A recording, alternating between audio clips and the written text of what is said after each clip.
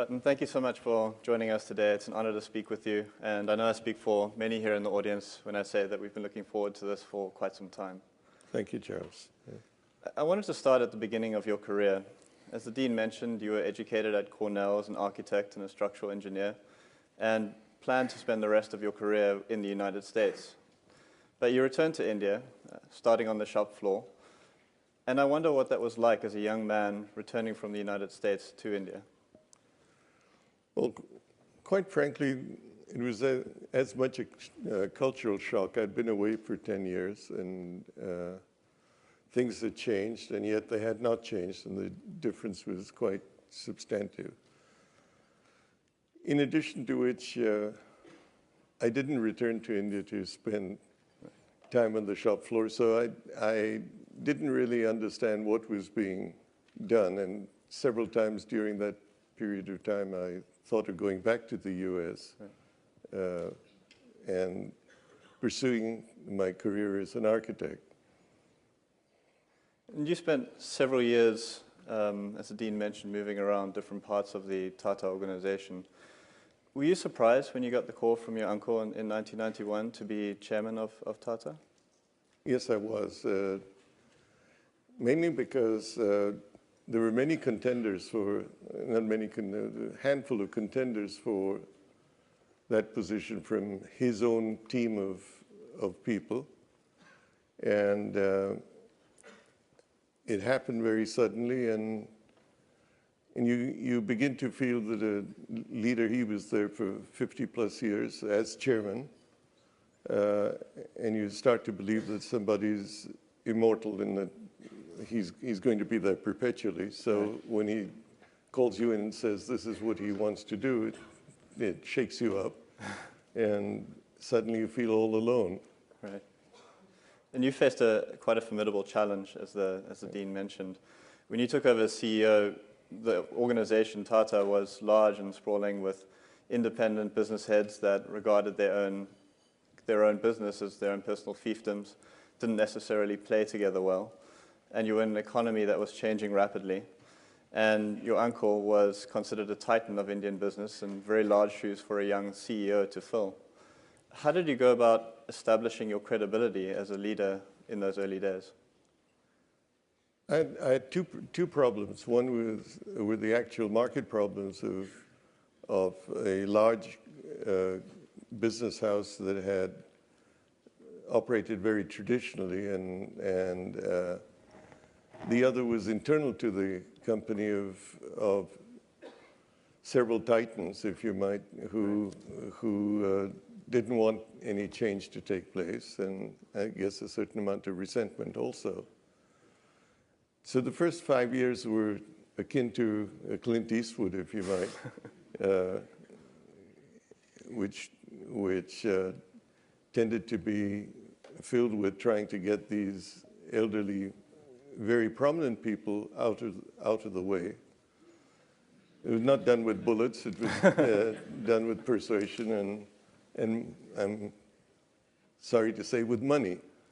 So the first 5 years were spent in creating an environment where change was possible.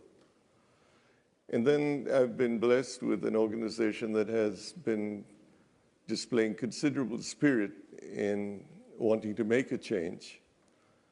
And many things that we did had not been done before, but I was always pleased to see that the response from the organization was tremendous.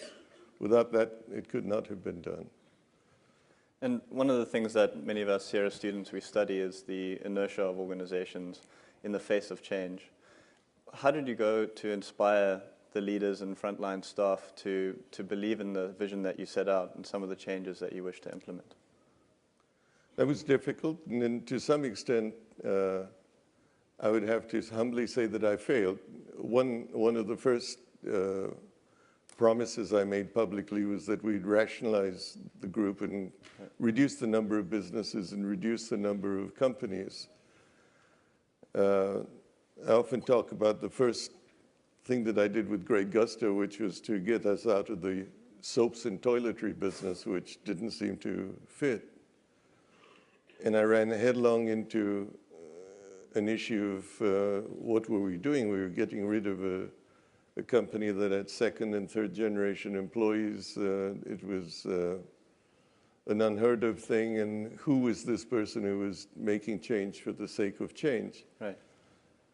And I got attacked from all quarters. The media attacked me, the stock market attacked me, and of course there was a resentment from within the company as to which company would follow now after this. The net result was a new chairman so keen to succeed and not wishing to have failure, suddenly being bombarded from all quarters. There was no second company that got sold. Right. And I put my tail between my legs and tried to look at other forms of growing. Right. And you've said in the past that risk is a necessary part of a business philosophy, and certainly over your career, you've made some significant bets. And the Dean mentioned a number of the acquisitions. I would also think here of the launch of the Indica, India's first indigenously manufactured motor vehicle. How did you get comfortable making such consequential decisions and, to your point, convincing others to follow you into them? I think convincing myself that it would work is a judgment call in terms of the faith you put in your people to do this. And case in point was on the Indica.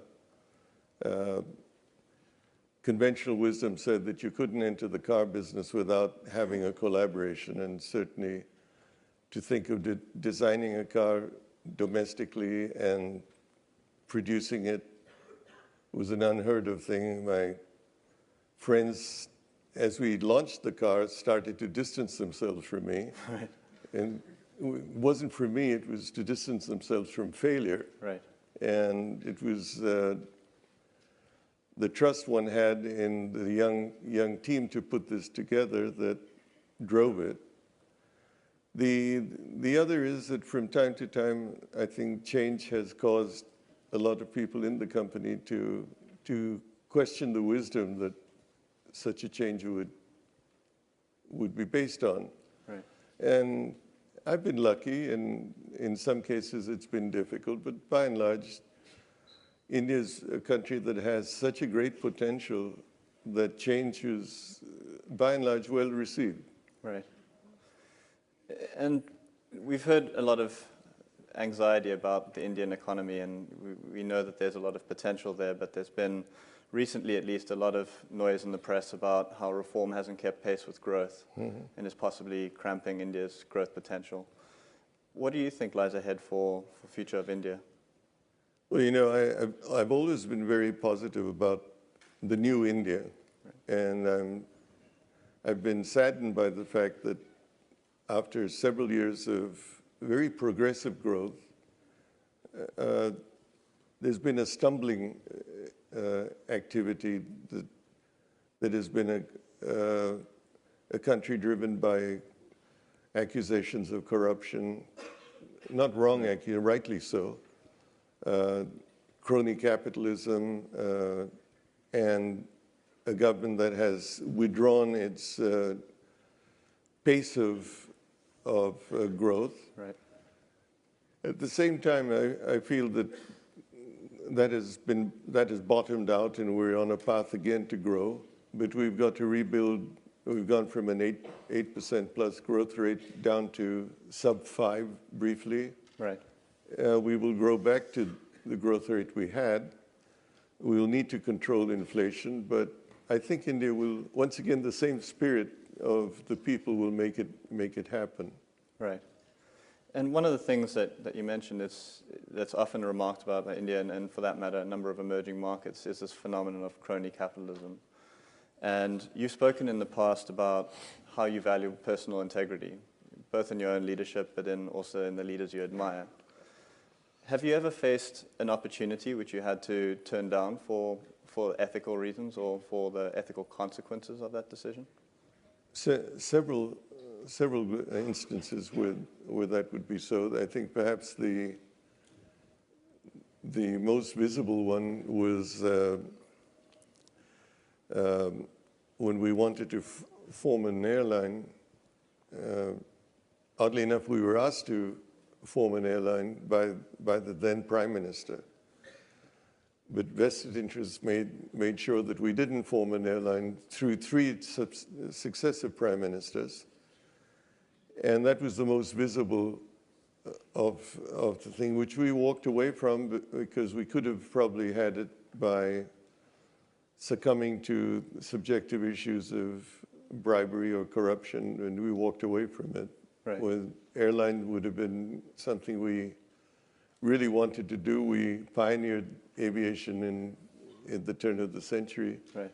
and it was emotionally something that we would have liked very much to be in again. Right. I know both you and your uncle JRD were both aviation enthusiasts, so Yes, I can imagine the disappointment that you must have felt.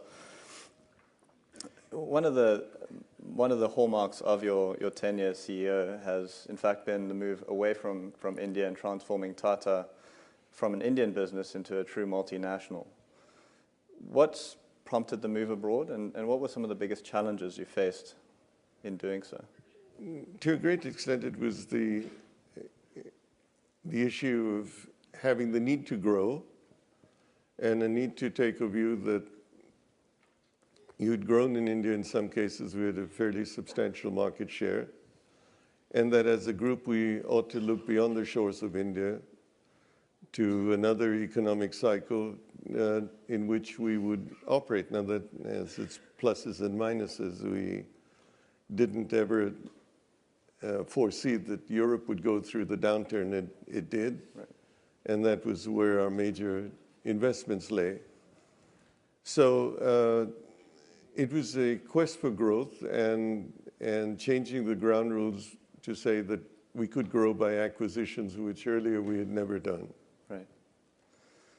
The international expansion, though, was not without some controversy. And aside from the economic rationale, there was also emotional consequences. And I'm thinking here of the acquisition of Tetley Tea. Yeah. The idea of a beloved British tea brand being bought by an Indian company must have stirred some hearts in England. And if they did, it was quite quiet and dignified. The more vocal one was the more vocal one was when Jaguar and Land Rover got acquired. Right. And that was far more emotional and far more visible. Different reactions from different quarters. Some concern that an Indian company was going to take over vaulted two very venerable brands. What were they going to do with it? Yeah. Ford had not been able to make a profit with them. So what was this Indian company that had no experience in the premium car segment do with such a company? Concerned by the workers that we were going to close down plants and move them to India, and a general feeling that in England that another British brand was gone. Right. Quite frankly, all we did after we got involved was to tell the management of the company to make their own destiny, that we'd support them in terms of what they wanted to do. And of course, the marketplace has been very conducive to what we have done. Right. So I think the Jaguar Land Rover thing was much more fiery than the tea. And there's gulped very quietly and, as I said, in a very dignified way. No doubt the British stiff upper lip was what they applied Yes. there. One of the remarkable aspects of Tata is its sheer complexity. It strikes me as being an enormously difficult challenge to be able to manage this company day to day. You have, as the Dean mentioned, almost 500,000 employees worldwide, over 100 operating companies, 36 of which are publicly listed. Dominic Barton of McKinsey, when he was here this week, spoke about great leaders needing to have both a microscope and a telescope. That is, an ability to focus on the fine details where they really count, but also to see the larger picture and see the secular trends transforming their markets. How did you go about managing Tata day to day and balance that need for a micro and a macro perspective? I think by and large, all our companies have had strong CEOs that have run the businesses, and the only thing I would say is that I've had a funny type of role where you sit apart looking at the overall company on a strategic basis, and then when there's a problem, you go into the company much more than may happen elsewhere in the world, where you find yourself playing the same role as the CEO in terms of either firefighting or moving a company in another direction, and then move back again into a macro position where you're looking at the company or the group in its broader sense. Right. So exactly what you've said is inadvertently has been what has been done. And how did you make sure that you had the information you needed to make the decisions? So we've had past VFTT CEOs come in and speak about how they would covertly conduct visits to the front line and visit factory floors just to get to gauge the spirit and morale of their workforce. I think that's an absolute given. The worst thing that can happen is to determine where the company is going through the eyes or the mouth of one person, i.e. the CEO. Right. Far more is gained by walking on the shop floor and talking to the people and trying to communicate. One of my weaknesses has been, I think, I've never communicated enough or adequately with our people, partly because I'm a shy person, and secondly, because I didn't realize the importance of communication. But I think communication with the employees is an exceedingly important function that any company chairman has to do and be visible in that sense.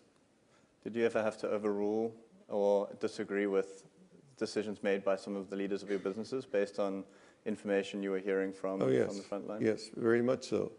And that's usually quite an eye-opener because you have a trusted CEO and you find either inadvertently or consciously you're getting a colored picture of a situation. Right. Another one of the approaches that you took at Tata, which is a hallmark of your tenure, is the focus on the bottom of the pyramid consumer. And we all know the story of the Tata Nano, and a number of us visited your factory last year in Gujarat. And I know I was pleasantly surprised to find that I could fit quite comfortably inside. I'm glad you did. Well, I heard it was modeled after you, so someone of your stature needed to fit comfortably. But the Nano, as we spoke about before the interview, has also met with some challenges. And so I'm curious whether you're still as enthusiastic about the bottom of the pyramid market today, and what lessons you take from the Nano episode. Good question. The Indian market, the known consumer market's about 250 to 300 million people. If you take the base of the pyramid and look at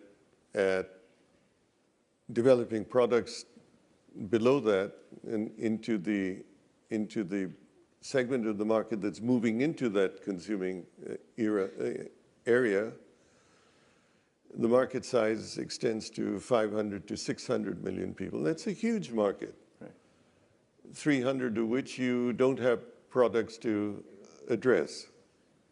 So if you can think of how to reach that market, you have an exceedingly large potential market. And a case in point might be the cell phone industry in India. Right. When I grew up in school, you waited 7 to 10 years to get a telephone. There was a government incumbent company, or government monopoly that had limitations to refuse to grow. Rates were high.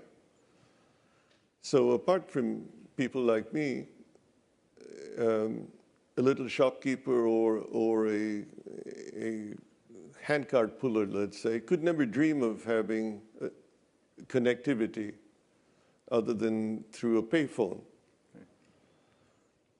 Today, with cell phones, it's bypassed all of that, and the handcart pusher can buy a prepaid SIM card and a low-cost phone, and he's connected. He has a number. He can be reached. He has an identity, and it's self-esteem. Okay. So you have cell phone subscribers that are maybe 600 million in India, and the fastest growing industry that the country has seen. So it has come because technology has made a phone available, and it's no longer dependent on copper wires or optical fiber, and this has happened. Again, who would have thought 10 years ago that you would have 500 million telephone subscribers in India? So I think the potential of the Indian market is huge if you address yourself to that. I don't think the Nano adequately did that. And the lesson we learned is you can't do something on the basis of trying to sell it the same way as you would sell another car. We should have been selling it like one sold a scooter or a motorcycle. And instead of 2 wheels, give them 4 wheels and a safe form of family transport. So we've learned our lessons on that, and we will rectify that as we go forward. Right. So important profit motives, but also social consequences of really addressing that market. Yes. And Tata has a remarkable record of its involvement with philanthropic causes. And how do you view the role of organizations like Tata, and in particular the role of corporate social responsibility in addressing needs in society? Well, I think this transcends to personal life also. You've got a country with tremendous disparity of income. You've got very rich people on the one hand and abject poverty on the other. You have to be sensitive to the fact that this gap cannot continue to widen while there's a large discontented number of people who are looking at the inequities of the environment as they see it.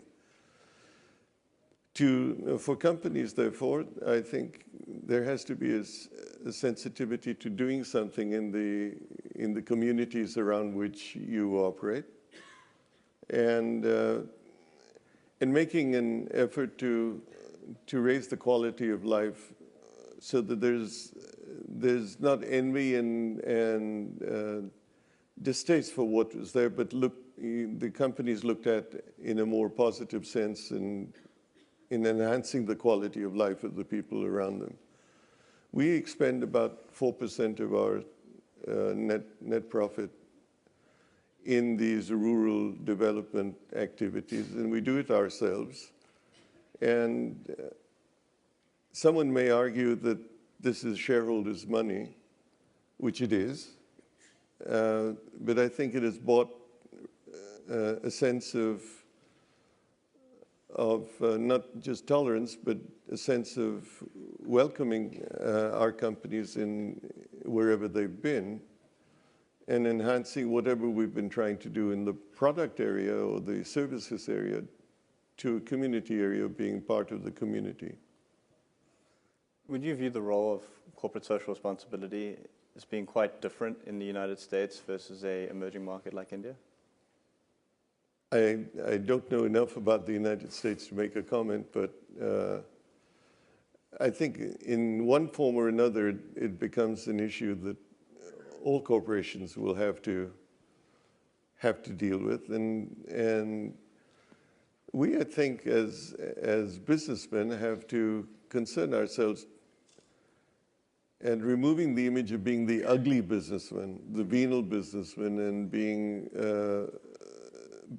heads of companies or leaders whose interests go beyond that of their company to the communities they serve. And if we can do that, we can undo an image that has been created over the last century of greed and self-serving desires. So I think it's something that we need to be sensitive about. So Stanford has a reputation for entrepreneurship, and many of the students here in the crowd have aspirations to be entrepreneurs.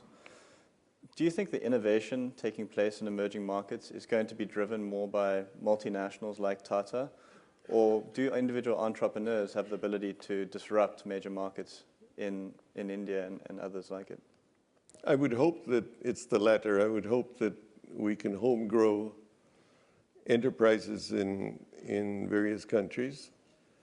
I think what the United States has had, which is very different, is it's had an environment where a good idea driven by people who have merit has a better chance of being supported and financed and nurtured than you might find in developed countries. Very often a good idea dies in a developed country, or even, a developing country, or even a developed country outside the United States, and that person finally moves to the United States and makes a success. Right. And it's because the environment allows that to happen. So I think there's a need for a supporting environment to take place, but I would hope that we would see more and more local companies being entrepreneurial and creative and being, at some stage, a global player. Right. And certainly we've seen a number of countries try to replicate the success of Silicon Valley and have found that it takes a unique mix of ingredients, whether it's human capital, legal institutions, and so on. Are you hopeful that India will be able to create that dynamic within its own country? I think the potential exists. Now, whether India does or doesn't will depend, unfortunately, to a much greater extent on government policy than it does in a totally free environment. Right. I mentioned when you took over that many external observers, they thought you had large shoes to fill in taking over from your uncle. Now, with another transition of power, Cyrus Palonji Mistry has his own large shoes to fill, that of yourself. I wonder what advice you would give Cyrus as he takes on his task as chairman. I've told Cyrus that he needs to be his own person. That finally was something I did. I realized the shoes I had to fill were far too big for me to mimic the person I was following. And I just decided that just be myself and do what I thought was right would be the way to go. I've told Cyrus the same thing. I think he should feel that he is being his own person and let his personality and his conscience, if you might, drive him. Right. In a moment, I'm going to turn it over to the audience for questions. But one last question before we do. Yeah. At Stanford, we ask one question of all our applicants to the MBA program, which is, what matters most to you and why? I wonder how you'd answer that question. I'd obviously fail at Stanford because I don't know how I can answer that question. To me, I think short term, the transition of suddenly having a lot of time and being able to be the master of that time is a lovely luxury. Whether that luxury becomes boredom as time goes on is something that will need to be seen, and how it gets filled with other pursuits. As head of the trust, I will be involved in some of the things we've talked about in the past few minutes, of trying to make a difference in the quality of life of the people in India. But to what extent my next few years will lead me to fulfill that or change from that view, I don't know. So with humility, I'd have to say I wouldn't fall into the success mode that the Stanford graduate would in answering your question. Well, I think over a lifetime of service, we can draw our own conclusions to some of the things that have clearly mattered to you in terms of the impact that you've had on Indian society. I think if seriously, if I said I would like to be seen as being someone who could continue to try to make a difference, I think that would be a very satisfying thing for me to achieve. I think that's a great point to turn it over to questions. A question we have been struggling with in some of our classes is the role that large companies have in creating macro change, and you're clearly doing that in India. And I'm wondering if you have any anecdotes of ways in which you've been able, by your position, to influence the government to make certain decisions that were in the best interest of the country when maybe they wouldn't have. Your question relates to how we are channeling or deciding how and where to channel our funds in that sense, or almost the influence that large business that has a vision for good for the country can have in changing or influencing policy positively. I think I don't know if I'm answering your question adequately, but I think large business has to have an element of orienting themselves to serve a social need also, in addition to just serving a business need. And in our case, I think we may be driven by a business motivation, but we should always be conscious of areas that we feel are not in the public interest. I'm now going into dangerous waters, but we withdrew from activities in the liquor business because we felt that this was an area that tended to be serving a consumer base that perhaps we didn't want to be in. We looked very hard about being in certain natural resource business, which had become rather venal in terms of how those businesses were run. And I think similarly, we've entered businesses, maybe in a small way, which have been what we consider to be a worthwhile thing to do for the communities that we've been in. But I don't think there's been an open and in a very constructive way to do what you've suggested as yet. Thank you, Charles.